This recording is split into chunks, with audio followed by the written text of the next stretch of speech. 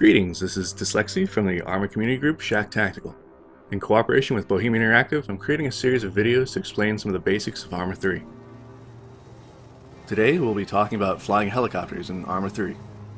We'll go through the basic flight principles of helicopters as they pertain to Arma 3, starting with a takeoff and ending with a successful landing.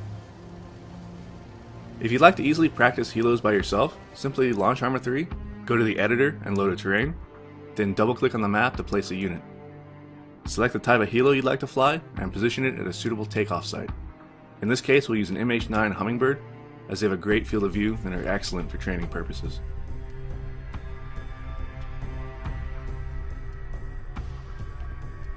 Once you're in your helo, there are a few aspects of the interface you should familiarize yourself with. In the upper left, you have a panel that will show altitude in meters, speed in kilometers per hour, fuel remaining, as well as the damage states of different aircraft components. From top left to bottom right, these are your hull, engine, instruments, anti-torque, which is also known as your tail rotor, and your main rotor. Red indicates that a system is destroyed or close to it, while shades of yellow and orange indicate damage. To power on your helo, press your Q or Z key by default. These control what's known as the collective. In short, this makes you ascend or descend. Your helo will take a moment to spool up.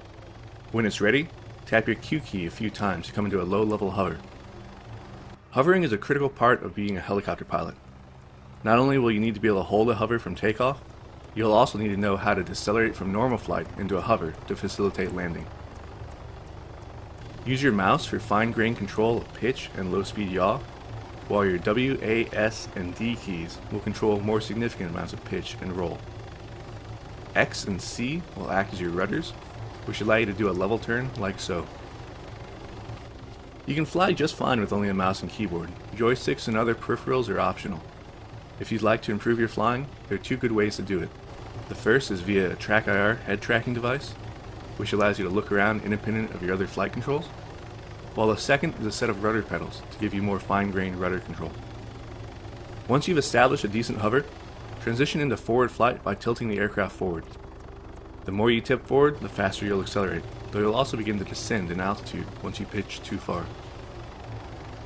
You can counter this by applying more collective via the Q key, or by raising your nose again.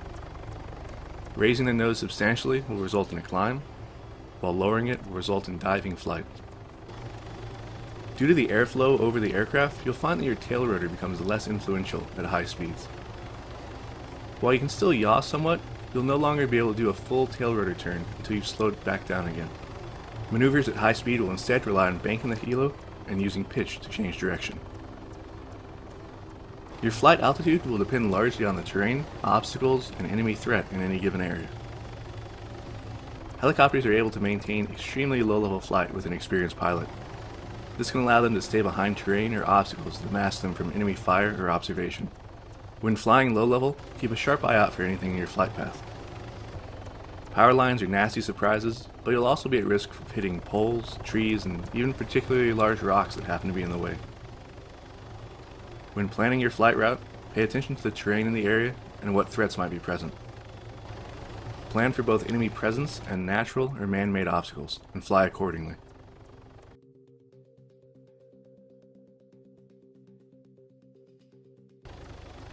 As long as we're in the air, let's diverge for a bit to talk about some of the basic techniques for helicopter weapons employment. We'll use the AH-9 Pawnee for this.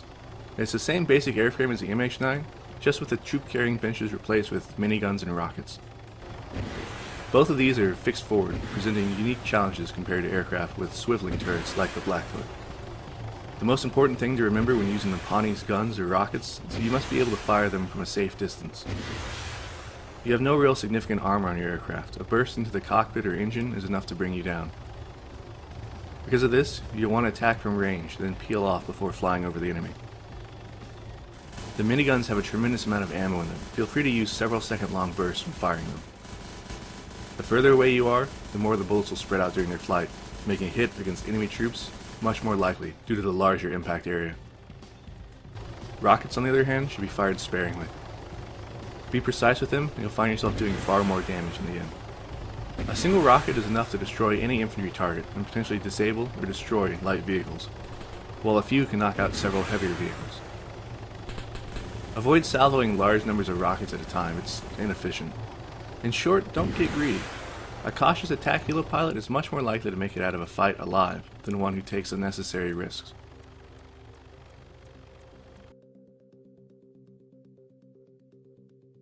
Now that we've gone over basic flight and weapons employment, let's try landing. To slow down, utilize a combination of pitching your nose up while decreasing the collective. If you match these two movements, you'll find yourself slowing down and without gaining or losing altitude. I call this a bleed flare, since you're bleeding your speed off without changing altitude in the process. When closing on your landing zone, it's best to fly a slightly curving path towards it. This allows you to get a better understanding of the lay of the land, any obstacles nearby, or where you might find the best place to touch down. Once you have a good feel for it, pick a spot and fly towards it, descending and slowing as you draw closer. You should be able to maintain 70 to 30 kilometers per hour of closure during your final approach and still easily and rapidly come to a hover. Be careful not to overcorrect too much. You should be thinking ahead a few seconds of your movements and taking into account the delays involved in maneuvering the aircraft. The larger the aircraft, the more of a delay you'll find. You'll see that it's possible to touch down while still having some speed. As long as the terrain is clear and you're reasonably steady, a touchdown at low speed will be just fine. The key part is your vertical descent rate. You'll want to tap your Z key as you make the final descent, such that you touch down with the minimum of vertical speed. Once you've made a successful flight from start to finish, the best thing to do is to look back at what went right, as well as what you think you need to improve on. There's no shortcut to becoming a good Arma pilot. Practice is the key. Start with the basics, work to refine them, and challenge yourself more and more as you gain proficiency. Ensure that you build upon solid fundamentals and don't rush too deeply, too quickly. Skill will come with time and practice. If you'd like more guidance on how to fly in Arma, to include auto-rotation, coping with tail rotor loss, and various other topics, I recommend checking out my Art of Flight series, which you can find linked in my channel's playlist.